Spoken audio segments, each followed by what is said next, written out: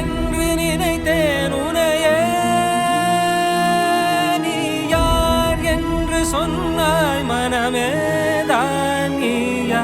எதில் நீ இருந்தாய் எங்கோ மறைந்தாய், உன்னை தேடி அலைந்தேன் எனக்குள்ளே தெரிந்தாய். இது போதும் எனக்கு, வேறு வரங்கள் 100 வேண்டுமா?